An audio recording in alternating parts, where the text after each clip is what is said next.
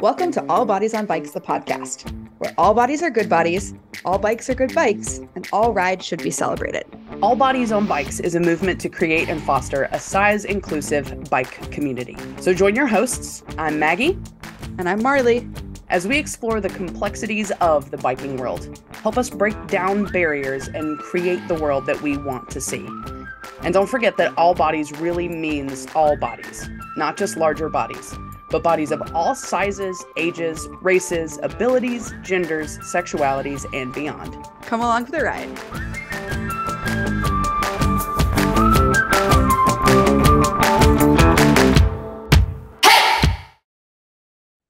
Hi, friends. Welcome back to the All Bodies on Bikes podcast. We have a really exciting episode today, primarily because these women that we're talking to are absolutely incredible and just did such a remarkable ride that I can't wait to tell you all about. So we're just going to dive right in.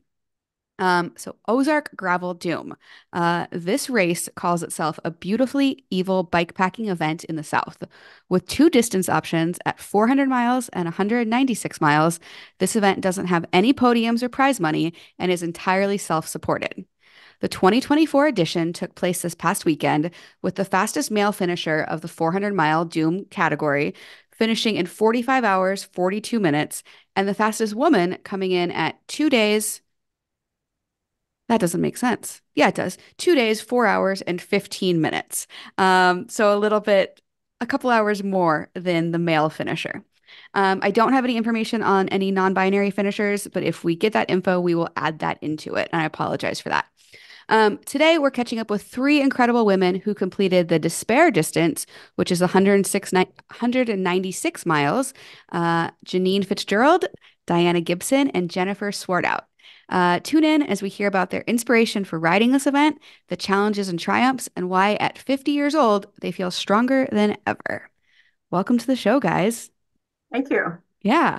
And I will read all of your individual bios real quickly as well so we know who we're talking to. So Jannine Fitzgerald has dedicated over 3 decades to outdoor exploration and has been a prominent figure in the bike industry since 2002. She's best known for her pioneering spirit as the co-founder of Pedal Kids USA, formerly known as Buddy Pegs, and is particularly passionate about encouraging women to join her on rides. There's a little spoiler alert here, a little foreshadowing. Always ready to support and push them towards embracing challenging adventures. Her belief in the empowering nature of cycling and outdoor activities is encapsulated in her mantra, "It's easier than parenting," highlighting the simplicity she finds in these pursuits compared to the complexities of raising children. Up next, we've got Jennifer Swaartout. Jennifer is the Associate Vice President for General Education at Northwest Arkansas Community College and has lived in Northwest Arkansas for 5 years. She's always had a bike, but she started taking cycling, quote, seriously around 20 years ago, riding mountain bikes and then adding other disciplines in along the way. She lives in Bella Vista with her terrier mix Callie, and she currently volunteers as a ride leader for Femmes Gravel and is an Amazeum board member. We'll have to ask about what Femmes Gravel is because I'm very curious. And then finally, we've got Diana Gibson. Last but not least, Diana is a mom with 3 kids, including twins, and a demanding full-time job. Her favorite thing is an all-day or multi-day adventure in the mountains. She's trying to figure out how to keep exploring and having fun while getting older and being a fully functioning adult. Oh, I'm so excited. Thank you all for joining us. Welcome to the show. Thank you. Thanks, Marley. Thank you. Yeah. Well, let's start out with, I guess, kind of an easy softball question. What inspired you to sign up for Ozark Gravel Doom? Diana made me do it. Is that true, Diana? Kind of, yeah. Your Yeah, fault. as I've been getting older, I've been trying to think of like adventures and events that still like inspire me and get me a little scared. And so there were 2 this year that I was really focused on that I kind of didn't know whether I could finish. One was the Mid-South Double, which was a few weeks ago. Did you finish that? And I did. Congratulations. Thank you. Yeah, and I As one actually does. trained for that one. Say that one more time. You did what with that one? I actually trained for that one. So I had run some marathons before, But I'd never run more than that. And so the thought of doing 50K of running on trails really scared me, followed by like 100-mile gravel ride. So I trained for that. And then I had heard about Doom, and it definitely sounded scary. But I thought that, maybe if I showed up and kind of gave it a shot, it would be fun. It was fun. That was gonna be my follow-up question. Now that it's over, was it fun, objectively? Yeah, it was. Yeah. And I want to say I really relate to what Diana said that, I joke that I needed a winter project. But I have a tendency as well to say like, well, what I think we're probably all very goal oriented. I'm just going to venture here a thought. And I wanted to pick something that was beyond my usual comfort zone. And this definitely was. So Yeah. yeah. Yeah. And it was definitely fun. So I did some research and it looks like so you guys did the despair distance, which was 196 miles. And if I please correct me if I have this wrong, but 2 days, 10 hours, and 1 minute. Is that correct? Yes. Yep. Have you ever done anything of this? I don't know. I don't want to say level necessarily, but taken on something of this adventure level. It's funny because Janine's nodding. I definitely hadn't. I mean, I had done bike packing, but more on a social thing. And I had done lots of gravel races and mountain bike races, and some of them were quite long. But I've never tried to put the two together, and I've never done a self-supported ride or race. Mm, But I yeah. suspect Diana and Jannine probably have some experience. It's a little different with this stuff. Yeah, Janine, let's hear about your experience.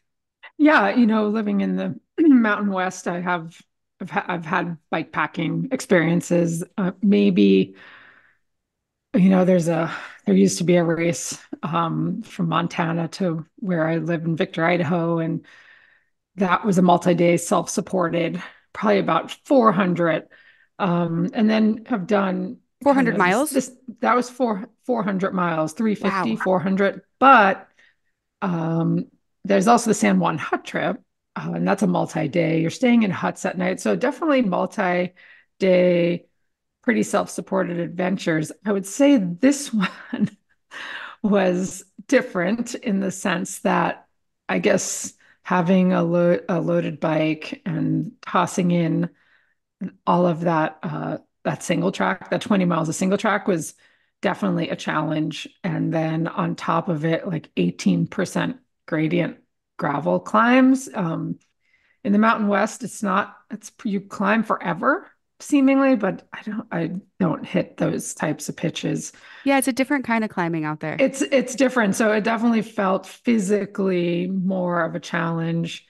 And then also as being older, being 50, my hands on a drop bar, bike on single track over rock gardens, like, and the hands hurting. It definitely physically felt way more demanding than anything I've ever done um, in the past. So it was intense. Yeah, and I want to dig into the age in just a second. But Diana, have you ever taken on anything like this before?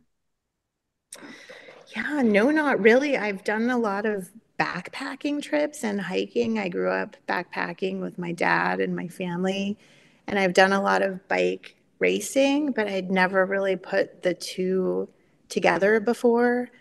The other thing for me is that although I've done long bike rides, I was trying to think about when I've ever done 27,000 feet of climbing. We could have Wow. pedaled to the top of Everest. Yeah. Like we could have gone to the top of Everest by bike. I'm not sure I've done that ever, Let's like even not. in my But 20s, much less on like a fully loaded, yeah. heavy bike, mountain bike, Mhm. basically. So, yeah, in retrospect, I'm not sure what I was thinking. I think honestly, like it speaks to something. I think it speaks to both our preparation physically and athletically that we were actually more prepared for this and healthier and stronger than we realized. And also the sort of the mental ability, right? And a lot of that I think had to do with both our individual personalities, that we were probably not going to give up, although I tried several times and they wouldn't let me. But but that also that we were kind of working together to, so when you hit those moments, when I had some dark moments, and I had two people with me that were like, nope, sorry, not going to let you quit. You're fine. Everything's fine, Eat a snack, you're fine. yeah, Mhm. I mean, there was a lot of that, especially the last day. Yeah. So did you guys all plan to ride together? It sounds like Janine and Diana planned to ride together, or at least take on the adventure together. How did you all three come together? At what mile did that happen? It's right before Buffalo Headwaters School, so I don't Mhm. know. I can't remember what mile that was. Yeah, 20, 30? I forget the mile. You were there Yeah. helping Matt Was it fairly and early on? It's I'm Mhm. about not mile super 28, I okay. yeah, think. yeah, Yeah. yeah. Yeah, Very cool. we've sort of all like started differently, and the two of you had started together. And there's actually a fourth woman from Northwest Arkansas that I had done a lot of training with, and deserves recognition. Laura Shields, who Yeah. is not 50, is an incredible athlete in her own right, and just absolutely crushed this race. But I'd hoped to keep up with her, and kind of thought I may not be able to, and I was right. And so when I saw Diana and Janine, I was really happy. I can So imagine this would have been a totally different experience if you were out there on your yeah, own.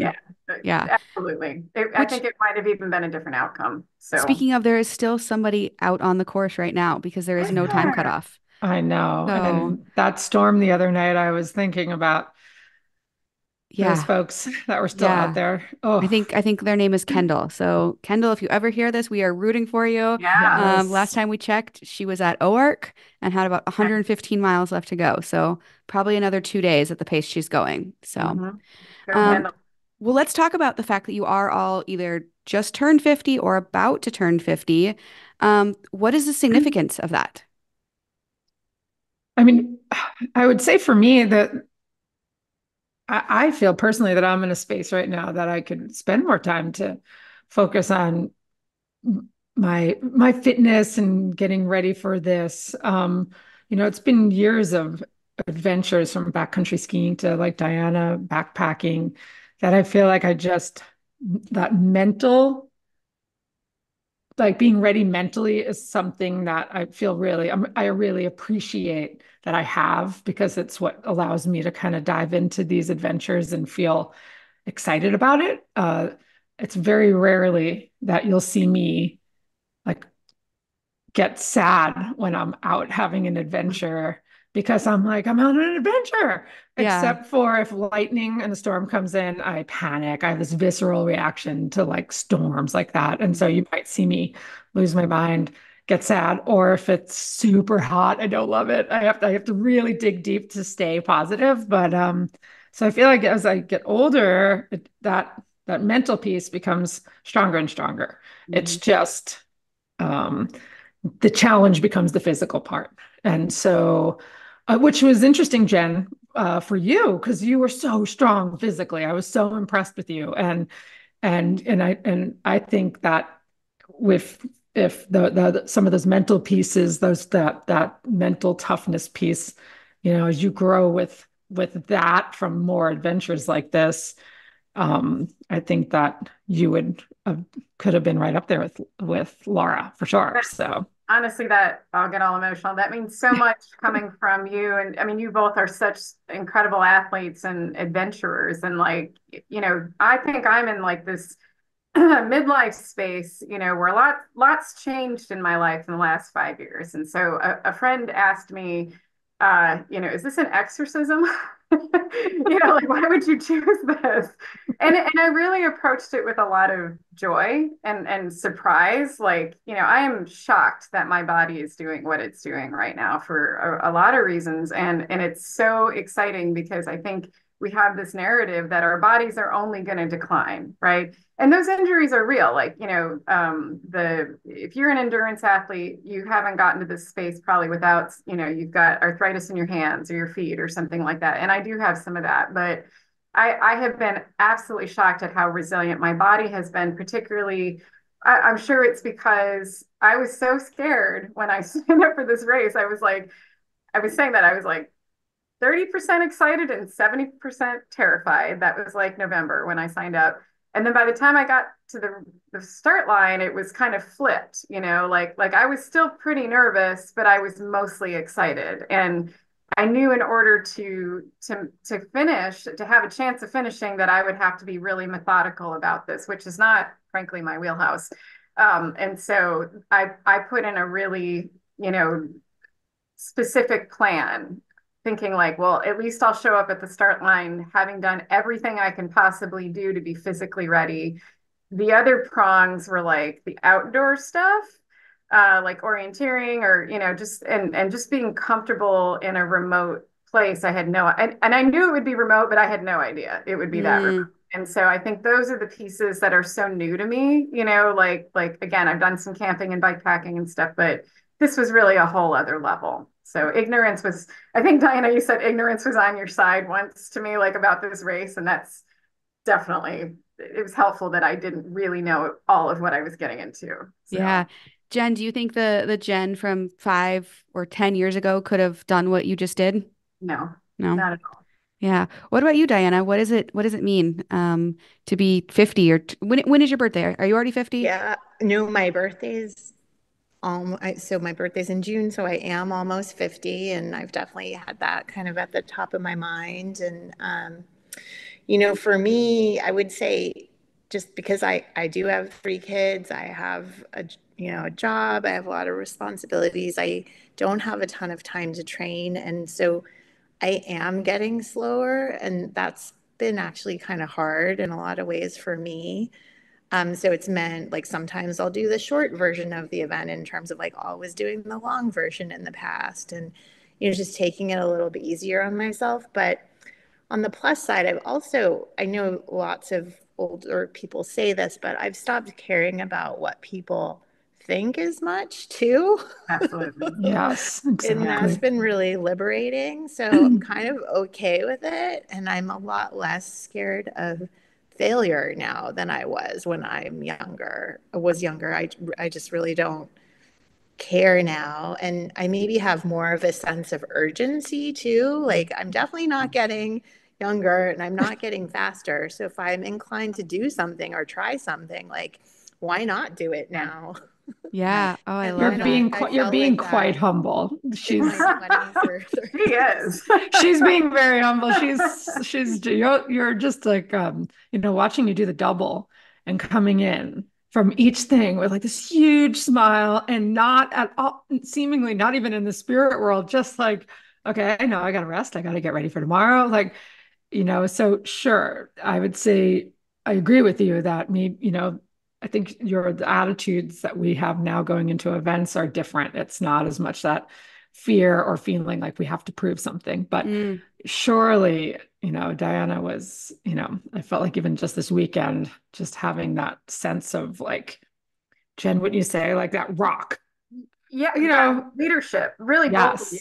you. I kept thinking about what incredible leaders you both, I mean, I already knew that because of the Femmes Gravel work and other things that you both do in the community. I knew, I know the jobs you do, more or less. And so it doesn't surprise me that those elements came out on the road, the trail, in our trip this weekend. But, I mean, there was a real leadership there, on both of your parts. So that was really something to be part of and be the beneficiary of, frankly. So well, it sounds I, like you all worked really well as a team, which is so I think cool. so. Yeah. You know, Yeah. I wanted to say about like, I just remembered something, and that was, like the last couple of years I've really been focused on, like I'm not like someone that makes New Year's resolutions or whatever, but I remember thinking to myself at some point in the last couple of years that I wanted to start saying yes to things that I would normally like instinctually say no to, even stuff that I wanted to do because I didn't want to fail, or I was afraid I'd get hurt or something bad would happen or something like that. And I definitely, I agree with Diana that this is, I think, a time in our lives where we're just really starting to say like, well, what do we want? Mhm. What do I want to do in my life? And, outside of what everybody else might want, or, and I think that's particularly challenging when you're raising a family. So I really admire that that Jannine and Diana, in their incredibly busy lives, have committed to events like this over and over again and other, community roles. So these aren't, Yeah, yeah, definitely. I've had no the small pleasure of riding with Diana and one of your kids for a number of events, which has been really fun. Those kids are Yeah, amazing. that's yeah, my daughter, all of my kids ride, and we've tried to kind of be a part of mentoring kids having adventures, and especially girls yeah, and young women. And part of that is because when I was in my 20s and 30s, I rode with a group of women on the road mostly for a while, but there were a bunch of 50 and 60-year-old women in that group, kind of women of all ages, from 20s to 60s. And I remember thinking they were so old and strong then, but I really looked up to them. And now it's just interesting being in that position yeah. now. And I do um, realize that, like, in some ways, people are watching us and Mhm. kind of looking to us for strength and inspiration too, which has been an interesting feeling. Yeah, I Yes, think folks definitely. are really inspired by all three of you. Well, I want to touch briefly on Femmes Gravel because I think that's a huge movement that's happening here in Northwest Arkansas. And I think Janine, you're involved in leadership. Same with you, Hmm. Jen. I think Diana, you are also. Tell Yeah. us about it and um, how that maybe helped you prepare for this event. Well, it's an amazing event. This will be our fourth year. My first year, I would say, was my first winter. Yeah, I got into here, and my son was telling me, "Mom, you need to have more girl time," because I was definitely struggling a little getting into Arkansas, living from the Tetons, leaving behind a lot of, like, friends, forever friends, and so he knew that I always loved having these female adventures, and just I love it. I love the history of adventures that I've had just with women. It's a game changer. Yep. It's my sanity. And so at the same time, there was this, I think it might have been an Instagram post or something about this group of ladies starting to ride gravel. And the idea was to do a century on Mother's Day weekend. And that's kind of how it all started, right? With all of us. And starting to ride every weekend. And I would say in the 4 years, it's just grown. This year is, what do we have, like 50 or 60 women showing up. Oh, And yeah. it's a great event. It's not necessarily an intro to gravel riding, and I would love to see that somebody pick up um that realm. There's only so many things, people can do. So it definitely is for folks who are comfortable-ish gravel riding, but they want to do a century. So how do we get there? And so without a doubt, it definitely helps with this training because every weekend we're working on it and raising our miles up. So and then other activities are happening during the week as part of this FEMS group, and education from changing a tire to, you know, nutrition. Nutrition.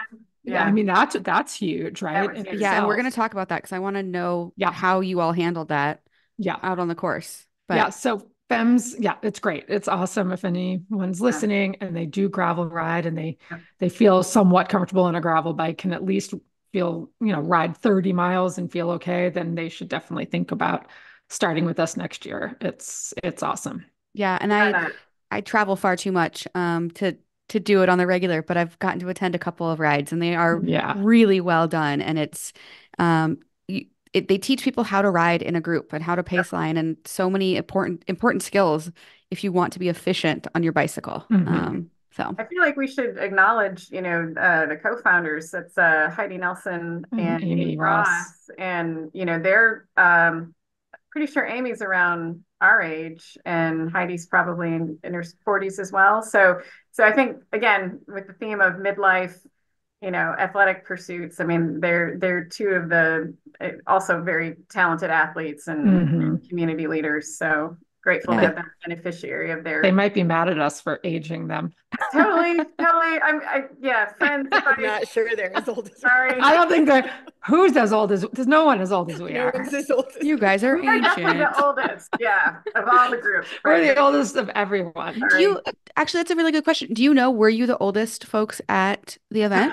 No, there was a guy who No. turned 50 on there was a guy we were riding with whose birthday was the day we all rode in. He was 50 from British Columbia. Oh, that's so awesome. They Yeah, it were, was I his mean, actually, I birthday. don't think they listed anyone's ages, did they? Which was Yeah, fine they with did. me. They did? Yeah, They you really can were see the on oldest? track leaders, I think. Yeah. You know what? We did keep seeing people pass and be like, yeah, but they're like under 30. That's why they're not sleeping. Yeah, You yeah, Yep. it's like 22. know?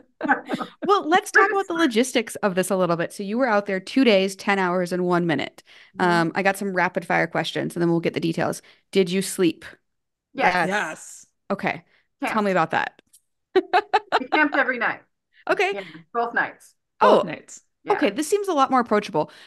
I often feel like I hear about these people who do these 200, 400 mile without sleeping, without stopping, and it seems literally impossible.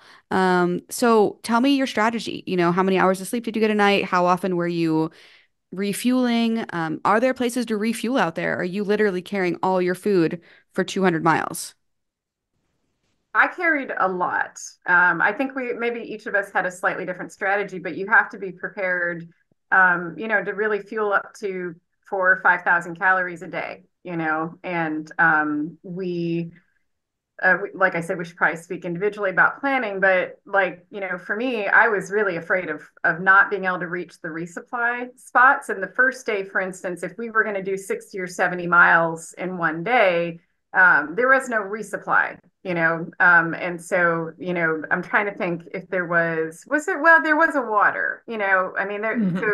but you really had to be prepared to carry or have access to water and fuel. And Mm. maybe the two of you can add to that. Did you take water filters and just filter from streams? Yes. Yes. Okay. Yeah. And we were able to fill up from locations as well that were listed that, the race organizer, Andrew, gave certain cues that we knew where we'd find some water. And then we knew where there would be gas stations and food stops. But in between, you needed to have your snacks and have what worked. And, back to nutrition, for me personally, I can't do I've struggled always with the nutritional drinks, the Mm. liquid fuel makes my stomach rot and I don't like that feeling. So Bobo bars. I'm a vegan. Bobo bars are the bomb. I eat those. And then some of those stores we stopped at had sandwiches and bread, and I would buy I found Frito-Lay bean dip. Yes, it is I didn't know that was vegan. vegan. Okay. Yeah, there's a bunch of other nasty chemicals in it, I'm sure, but I just bought the canister and like gave it to the person. It's like, can you slap that on some bread with some lettuce and pickles and mustard and boom, make a couple of them, take one with you, eat one right there. So you just, for me, my strategy was just try to get as much real food in me. And then I can do electrolyte drinks like the noon tablets. I've figured out don't make me yucky, and it's still working. I haven't had an issue. And so through rule of threes, through everything else. So I'm like, not, even though like Diana, right? We were like, oh God, I don't want to eat another Bobo bar, but I'm like, eat the Bobo bar because it Yeah. works. Yeah, that's such good advice. And Diana, I'm gonna come to you in just a second. But when people ask me about, what do you eat on those gravel days? And it's like, it doesn't really matter as long as it works for you. Everybody's Yes. digestion is different. You just got to get those calories in. So I Mhm. love that you made a Frito bean dip sandwich. Like, Yeah, so so smart. good. I So kind of smart. want one now, and I'm not even riding. And Diana, what was your nutrition strategy out there? What did you subsist on? Well, I brought kind of a variety of like normal ride food and then real food, and also freeze dried meals for dinners in the evenings. We came pretty fully prepared for camping. So we had like tent, stove. Coffee is also non-negotiable for me. So we had Neat. freeze-dried coffee for the mornings, and but I think that was one of the real challenges of this route for beginners, especially, was just, you know, essentially 90 miles of no food resupply the the first day. And then the race organizer, Andrew, had warned us on Sunday that potentially nothing was going to be open also because of Easter. So Mm, you're really out there with potentially, no calories. Right. There was lots of water because it's been a wet spring and we were Mhm. filtering. But I mean, other than that, you really had to be self-reliant during this one. And I was thinking about this the last couple days. I think the three of us did an excellent job of staying fueled, staying hydrated. I mean, we really, off and on had, moments where we were, like I said, in a calorie deficit. Someone's getting toward that bonking point, right? We only had a couple of those, and that was really on the last day when I think we really did start. Each of us started in a calorie deficit, just because your system just keeps going, right? But yeah. we were very intentional, I think, and very smart about our eating and drinking, and I think Mhm. it showed in in the way we were able to finish. Yeah. So And I think it shows, we were talking about this before the show, in your recovery. yeah. It sounds like recovery for each of you is besides understandably being tired, but it seems like it's going okay. Mhm. I guess, I'm is still that, eating nonstop, though. I've been Yeah, eating yeah, nonstop. that's and that been makes fun. sense. You I just mean, rode your bike for no a complaints. very long time. You Yeah. needed more Frito bean sandwiches. I'm gonna Clear. try the bean sandwich later. Yeah. Well, I'm curious to hear about your bike setup. So, Janine, you mentioned drop bars. I think I've seen some photos. Some of you were on mountain bikes. I would love to hear about your bike setup and if you would change anything for next time. So, Jen, let's start with you. What were you riding and how did it I work out? rode a Specialized Fuse, and that's a hardtail geared mountain bike, and mountain bike gearing. So for me, that worked. I mean, I think, and I've thought a lot about this because I love riding single track on my gravel bike, drop bar, all that, But I think this worked great for me for my first trip like this. And there are pros and cons. It wasn't a super light bike, and it was packed, pretty heavy. But I think the flat bars helped me. I think I had a fit, that I think that was really important. And I was super comfortable really the whole time. But again, another surprise. I think I expected other problems to pop up there. And I think the fit helped. And I think the suspension. So Diane, I think you were the only one, you didn't have a suspension fork, right? I did not, despite being warned by the race organizer, Andrew. So This I, is how tough she is. So That's tough. Like, incredible. I don't need a suspension fork. Who needs that? I mean, yeah, am not sure that was the best decision. That is probably the one thing I would have changed. I have a salsa Fargo that's titanium that I basically bought specifically to get ready for this event, used from someone, and it came fully rigid, and I just wasn't really prepared to put a new fork on it or change the gearing or anything. But I do think that having a little suspension, even if it made things a little heavier, would have been well worth it. And I would have probably cried a lot less in the single track section on the first day. but you rode it like a beast. I Yeah. mean, Yeah, like I've heard that single track was really intense. It Yeah, was and it was, I think insane. about almost 40% of the field scratched, and most people scratched after Yeah. that first day of single track because it was just so brutal that kind of getting your head around 2 more days was really, or another, yeah, 100 miles after that was pretty tough, 120 miles after that. Yeah. Wow. A 40% scratch rate. That's a lot. It was huge. I when Yeah. mean, We're I mostly think you had dudes, the I have to people, say.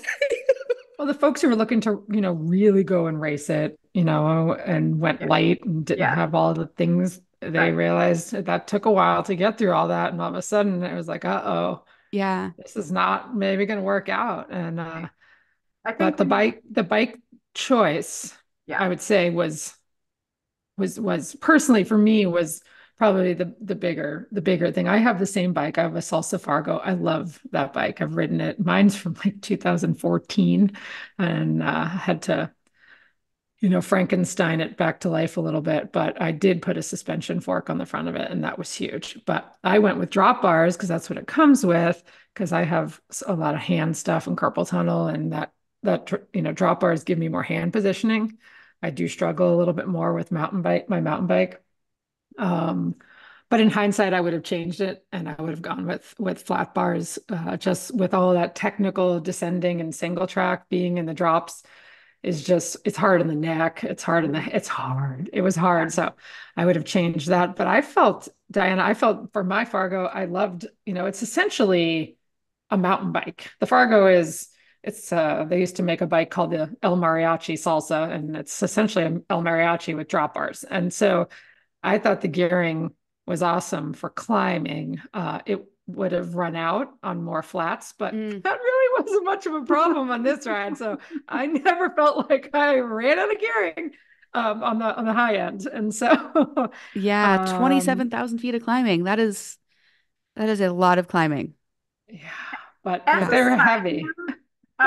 Laura met us at the finish line and said, guys, tell me if I got this right. But she said, so I think there were 9 women who signed up for Despair. And she said Sunday when we got there that none of the women had scratched. Yeah. That's incredible.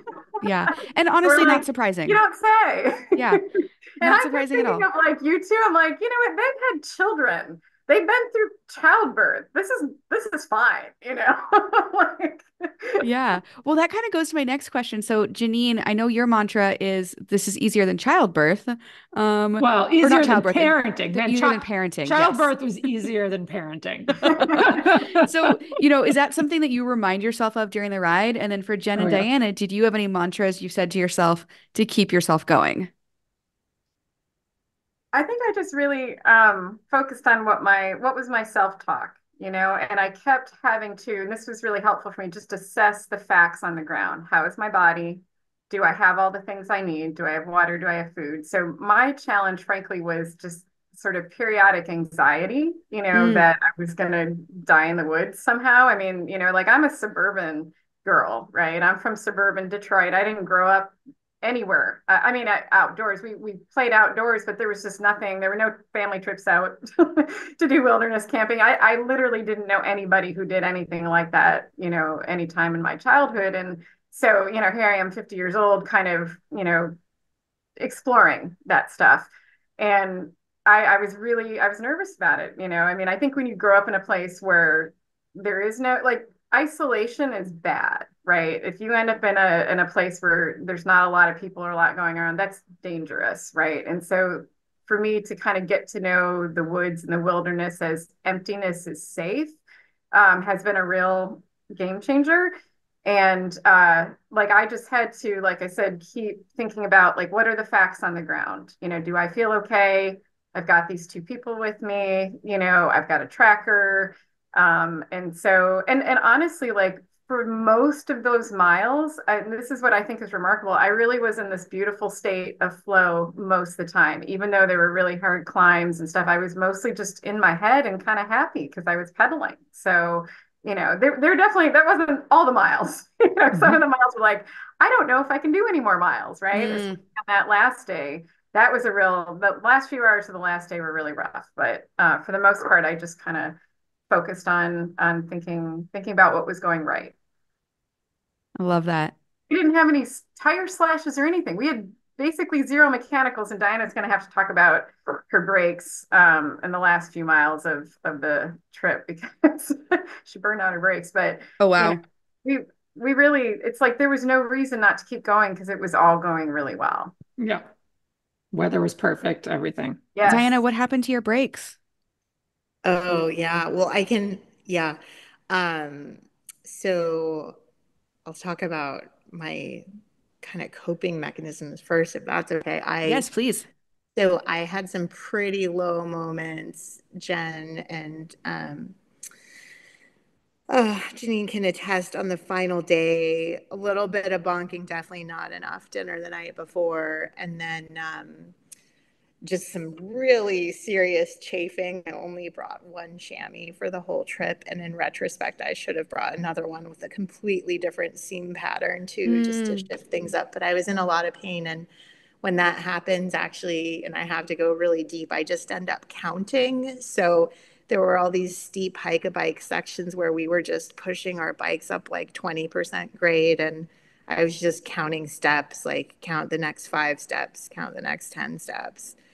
And same with like the epic hill that we had like a few miles before the finish. I've I heard think about we this were all hill. probably just like Murray counting Hill. pedal strokes.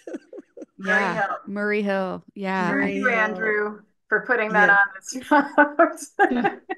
Yeah, it was unbelievable. And then wait, what am I supposed to be saying now? Oh, what We'll happened to your edit this. brakes? Oh, what happened to my brakes? So I did buy this used bike, and so I didn't put new brake pads on it, and I probably should have, but I think things got just so gnarly in there with all of the stream crossings we went through. We probably did like at least 30 stream crossings, I think, and it was pretty wet in the woods, and I think my brake pads were just completely burned through and starting to seize metal on metal. Mm.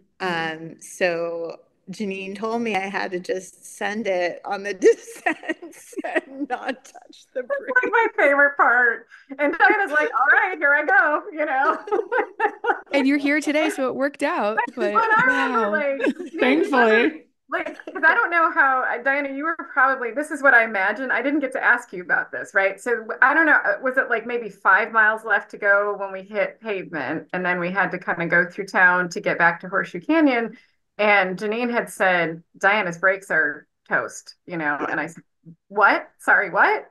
Because there's these massive descents, right? And we all talked about before, like, we're gonna have to check our brake pads after this. This is gonna be really interesting because they're probably all burned out. And so I just remember looking back and going like, how is she doing this, right? Because I mean, so how bad was it? Like, could you get any engagement whatsoever? No, because they would just start seizing on and not release, which was even scarier. So So Diana's doing enduro next year. I mean, And I love that we're like we gotta finish. And so I was like, Jen, you go in front and I'm gonna just stay behind Diana. Like, what was I thinking? Like that was gonna help. I'm like, well, I guess in case she crashes, I can see it. I remember thinking that too, like, well, okay, I'll go in front. Like maybe I'm the person blocking her going into something. Yeah, you could be the She just buffer. doesn't run into me. That's okay. Like by this point, I'm like, yep, use me. I'll be fine, like whatever it takes is definitely a team effort. And we rolled into Horseshoe Canyon all in one piece and kind of remarkably, I think, given the brake situation. And Yeah. uh, Yeah. Yeah, you know, almost no mechanicals. Aside from virtually some none. chafing, sounds like your body's held up pretty well. Yeah. That is so impressive.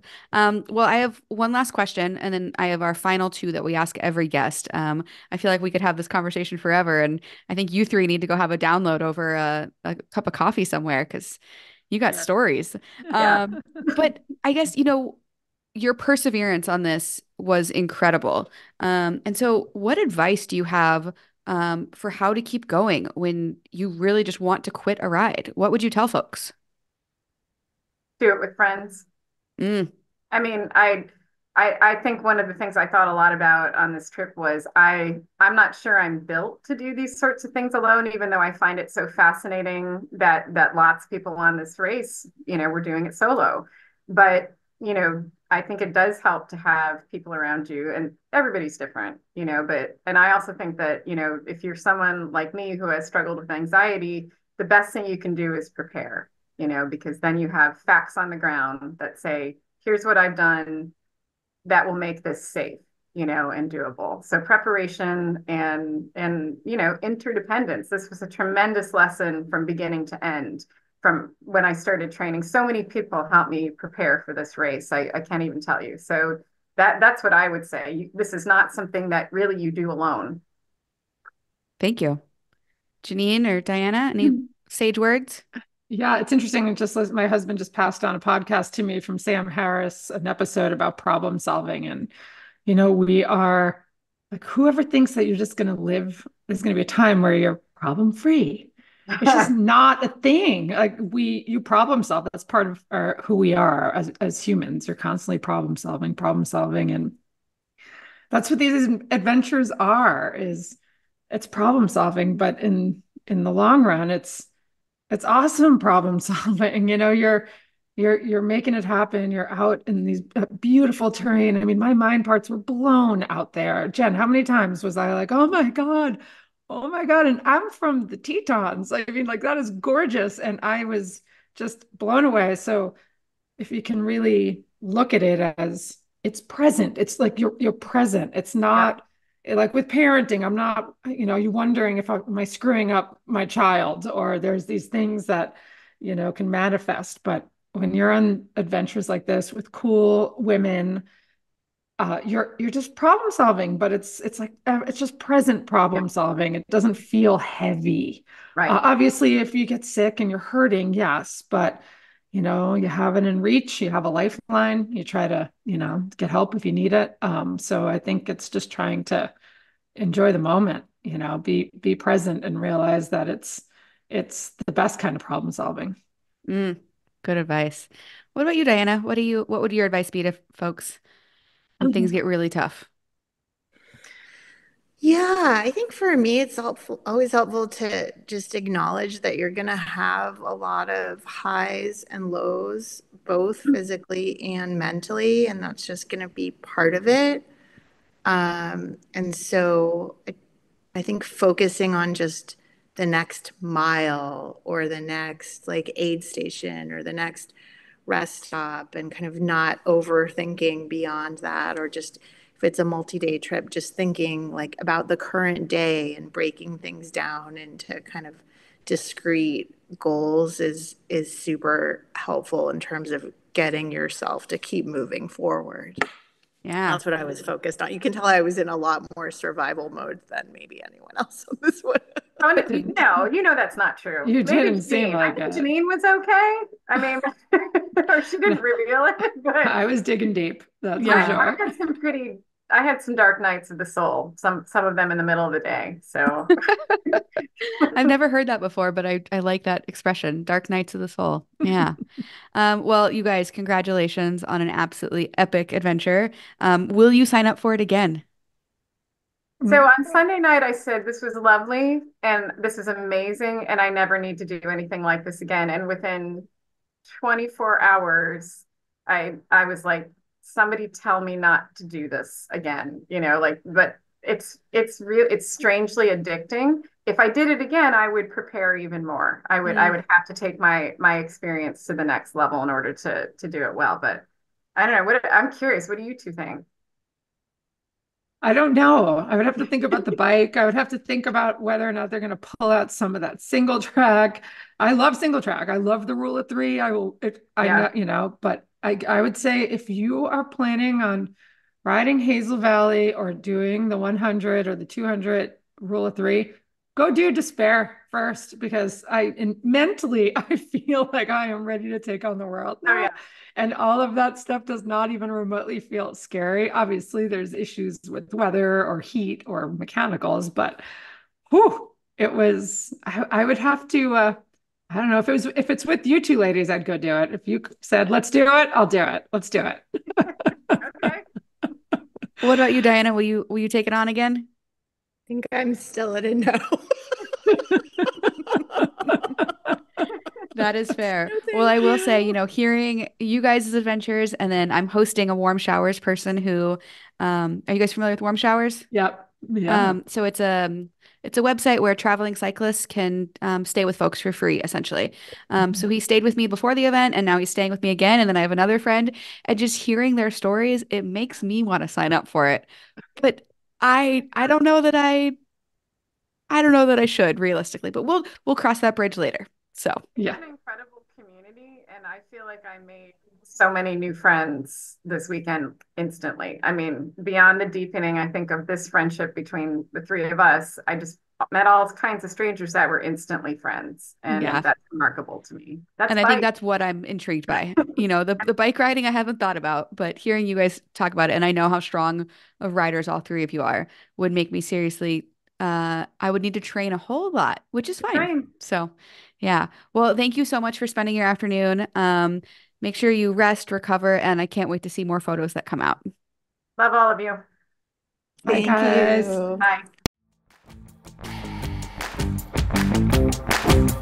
Bye. This is an All Bodies on Bikes podcast powered by Feisty Media. The show is produced by Maggie and Marley and edited by the team at Feisty Media. Thanks for listening.